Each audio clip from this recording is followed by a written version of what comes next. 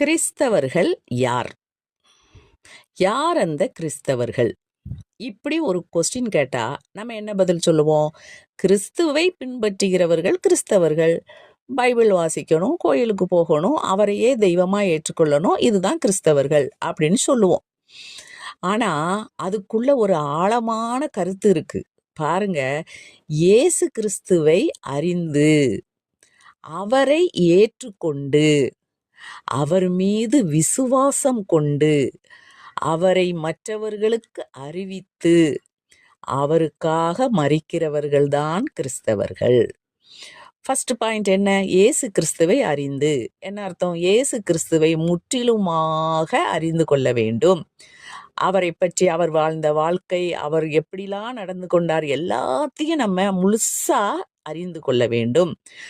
அவரை ஏற்றுக்கொண்டு அவரை தெய்வமா, கடவுளா, ஆண்டவரா, தேவனா ஏற்றுக்கொண்டு நம்ம இதயத்தில் அவருக்கு இடம் கொடுத்து அவர் மீது மாறாத விசுவாசம் வைத்து அவரை மற்றவர்களுக்கு அறிவித்து, நம்ம மட்டும் அறிஞ்சா போதாது, மற்றவர்களுக்கும் அறிவித்து அவருக்காக மரிக்கிறவர்கள் தான் கிறிஸ்தவர்கள்.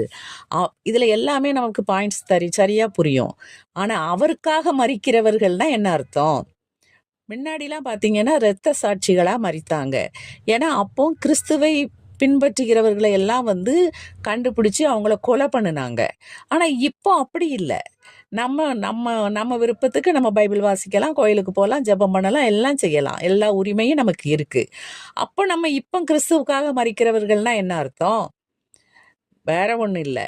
நம்மளுடைய வாழ்நாள் முழுவதும் கிறிஸ்துவை விட்டு விலகாமல் அவரை பின்பற்றி எந்த இன்ப வேளையிலும் துன்ப வேளையிலும் அவரை மட்டுமே சார்ந்து வாழ்ந்து மற்றவர்களுக்கும் அறிவித்து தன் வாழ்நாள் முழுவதும் அவருடைய பிள்ளையாகவே வாழ்ந்து முடிக்கிறவங்க தான் பேர் தான் அவருக்காக மரிக்கிறவர்கள்.